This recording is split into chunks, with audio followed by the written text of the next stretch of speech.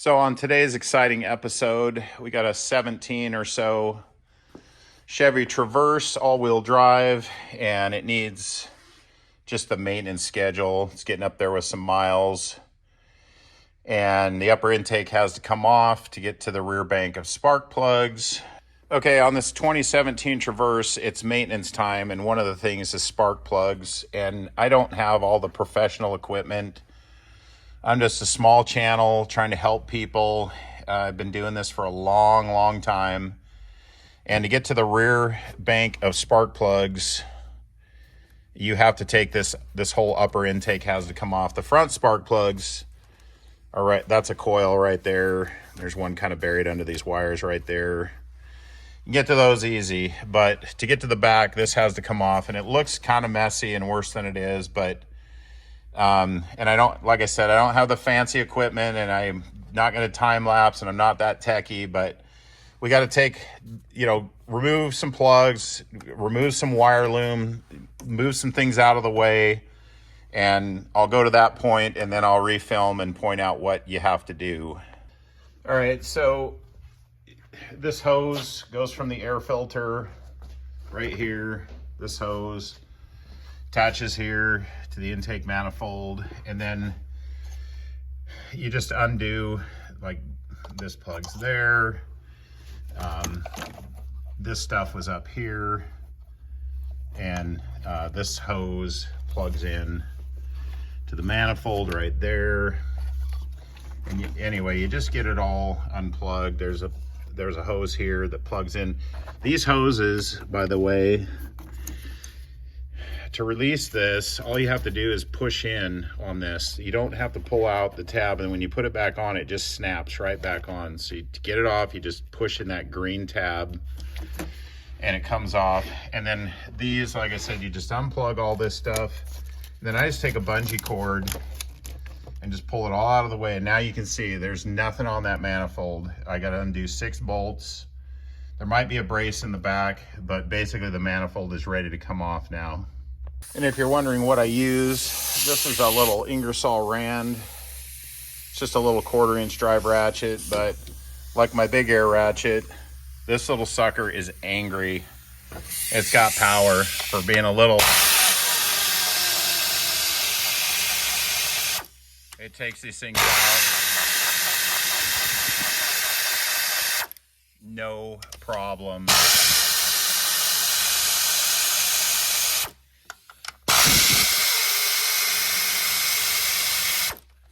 I know a lot of guys are using the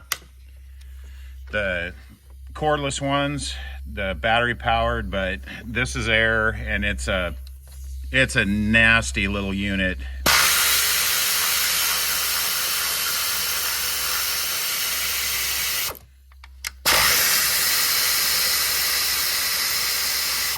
This one is super handy for doing timing belts when you got a really confined area and you're trying to get those timing cover bolts out, and all the other paraphernalia works really good. But anyway, so there's the bolts. You just take these guys out, and I'll go to the next step. These 3 bolts in the rear, they're too long to get out. They hit, don't sweat it, just leave them in there. And this manifold was stuck pretty good, but just leave the bolts in, pull the whole manifold, and just don't forget that you have to have those 3 in before you set the manifold back in place. The other thing that I like to do is have a nice work table and lay everything out in order that I took it off. Could I put it back together if somebody just stirred it all with a stick? Yes, absolutely. Would it be faster if they didn't do that and I laid it out in order? Yes, absolutely, it would be faster. So this is the first thing I took off, which is the last thing that's going to get put on. Second thing I took off, third thing, fourth thing. So you get the idea.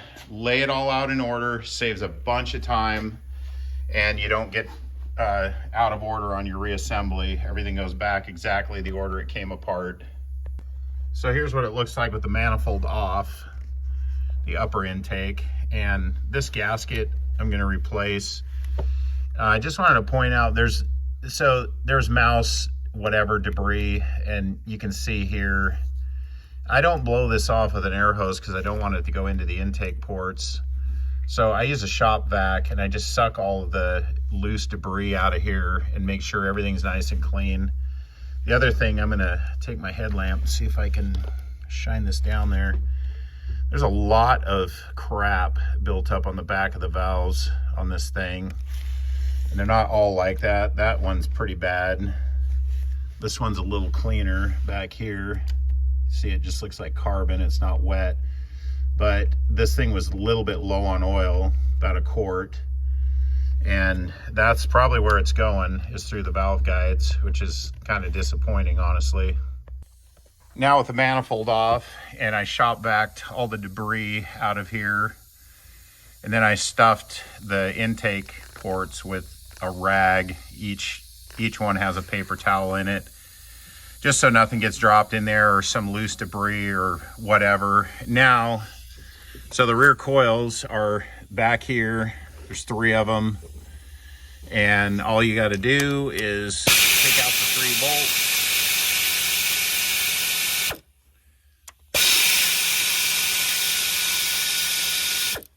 And I've already taken out this one. And then this whole coil will lift up out of the hole. Looks like the wires are too short on the plugs. So these are going to have to be unplugged. And then these coils will just pull out of here to get to the spark plugs. I got this back one out already. I had to kind of push this hose back out of the way. And then these, just so you can see how they come out, you just pull them out of there. You got to kind of twist and get them loose. The rubber end likes to kind of grab the spark plug, but you do a little twist and pull, out they come. Got to undo these front 3, which are easier because you don't have to take the manifold off to get to them.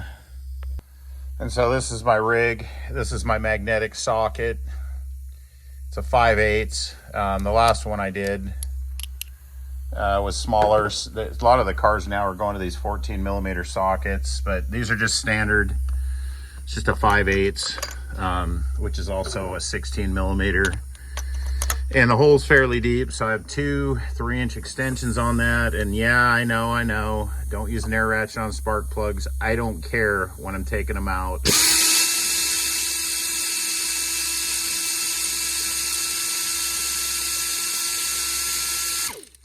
These things have a ton of threads on them, and they take forever to do by hand. But if that's all you got, then that's fine. Take them out by hand, no biggie. You'll get it out eventually. And again, even though I air ratchet them out, I put them in, turn this with my hand, screw them all the way in, finger tight, and then I torque them by hand. Do not use an air tool or any tool to put the spark plug in. Get it in by hand first so you know you don't cross thread it. And then tighten it by hand, because if you use a power tool, you'll more than likely crack the porcelain, which is this right here, and then you'll have a misfire. The spark will leak out of this cracked porcelain if you're not careful. And the same thing with the front bank. You just undo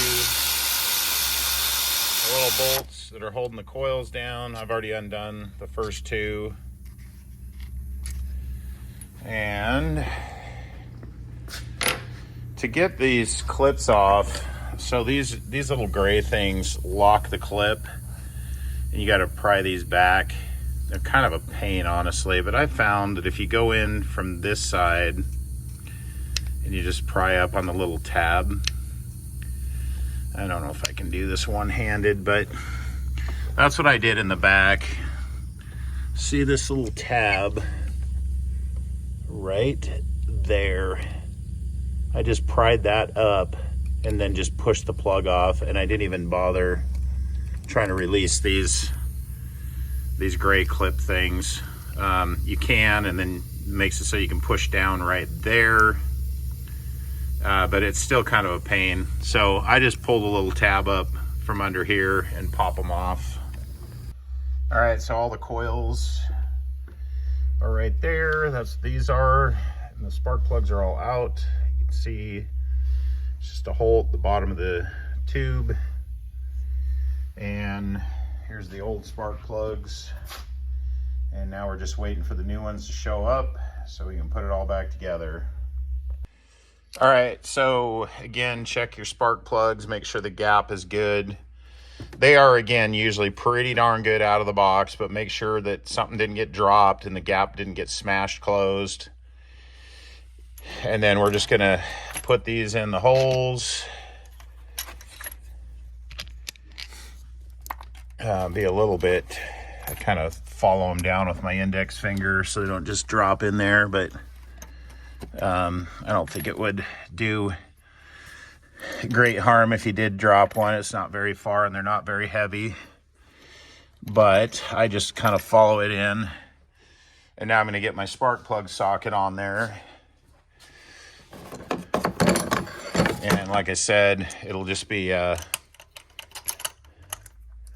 hand tighten on each one until they're threaded all the way in, and then I'll put the wrench on and I'll torque them.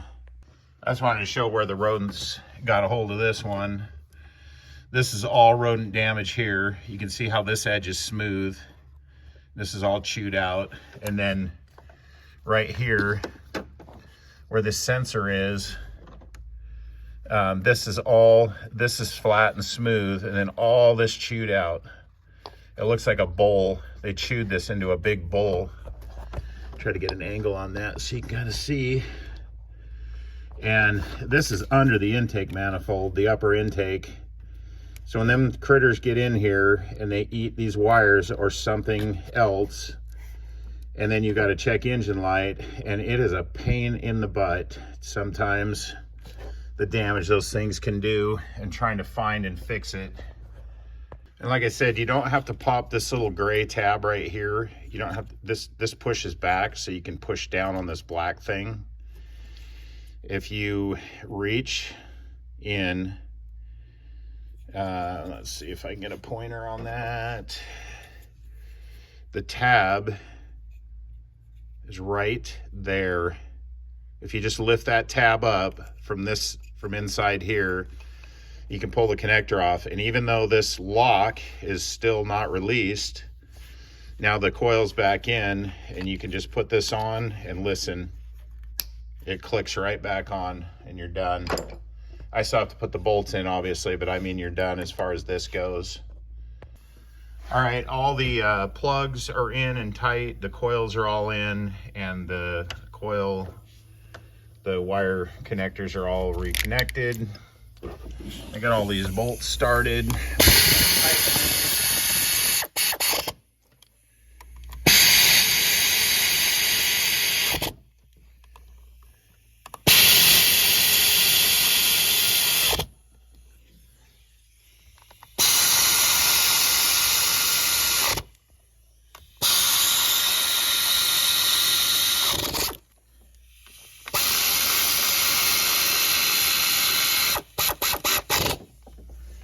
All right, those are all tight.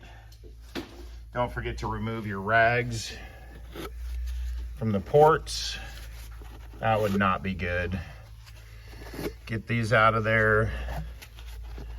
And we're getting ready to put the upper intake back on because everything's laid out in order. Not that this is terribly complicated. The next thing that goes back on is your upper intake. I've already cleaned this off. Also, don't forget that you have to have these 3 back bolts already in the holes because they won't clear the cowling. They won't clear this. So if you put the manifold on and then try to put the bolts in, you're not going to have success there. They already have to be in the manifold. Okay, the manifold's in place. These 3 bolts are started.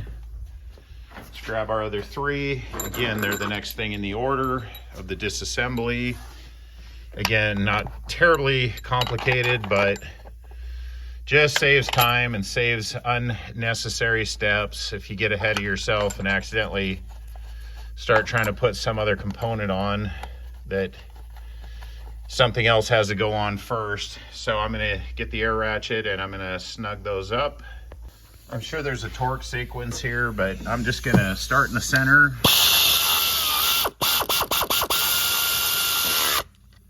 And just tighten gradually.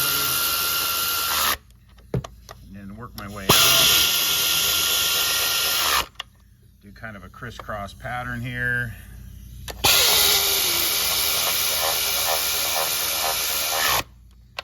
Go over here to the corner. Go over to the other extreme corner.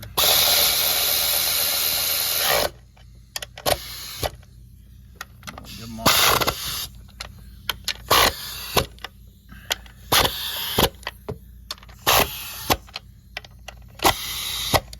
Alright, you don't have to kill those.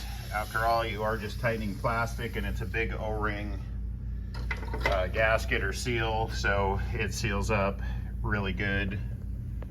Again, I apologize. I don't have the fancy equipment for holding stuff, and it's hard to take it apart with one hand, but I think I can put it together with one, so at least you can see the reverse. So this thing here, you just have to rotate it, and then it goes in under those little tabs, and it rotates back, and that's what holds that. And then this hose here, get this kind of back where it goes. This attaches right here. This is the vacuum for like the brakes, vacuum brakes, and a couple other things. I'm not actually sure what this thing is, but it's got a vacuum hose going to it. And then we're just gonna start plugging stuff in. Like I said, you push this green tab to release these, but when you go to reassemble, it's super simple. Just clips right back on. And just start laying wiring back where it went. This was screwed on right there. In fact, I think we gotta pull this hose back off real quick. Throw that down there, and then this can go on. And this guy goes, probably goes under there. Plug that into there. This goes back, just everything just kind of lays on the motor again. This goes in here. And we'll just kind of tidy. I got to put a bolt in this wire loom. There's a clip here. But you get the idea. This guy right here just clips to that to hold that. It isn't rocket science. And then all we got to do is just put our pipe back on, put our new air cleaner in, put the air cleaner lid on. Oh, this thing. This is your PCV, and it actually goes to this pipe. It's not a PCV. It's just a breather. So it goes in right here.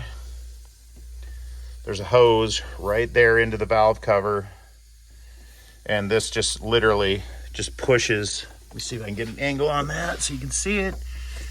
There's a hose right there, and it just pushes in. And then when the pipe from here over to the air cleaner, this clips onto that. Okay, so then this hose just goes back on here, like so. Let's get this out of the way for a minute. That pushes on. And then this thing just clips on, just a straight shot like that. And then air cleaner back in, but we're going to replace this, and then the lid goes on. This right here just hose clamps in right there, and you're done. Another thing, these are just a sheet metal type coarse thread, almost look like a wood screw. And when I went to take this off, this one and this one were missing, so two in the same corner. And that's from whoever worked on this thing the last time, which is really irritating. When you lose a screw, get a new one and put it in and do the dang job right. Don't just leave it. All right, the air box is back in, the air filter. This plug right here is for the mass, this is the mass airflow sensor. Plug that in, push the little lock in, and then I got to tighten this.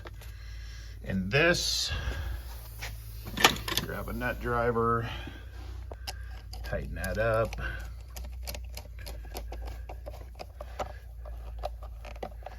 Tighten tighten this one up. Sorry for the camera work. I'm holding with one hand the camera and trying to work one-handed. And now the only thing I got left to do, I moved the missing screws, took some of the screws out of up here and moved them back to this back corner where they were missing. So the only thing left to do is put in the 2 missing screws right there, and we are done. And put the plastic, where is that thing? Put the plastic cover back on, and we will be done with this job. At least this part of it anyway.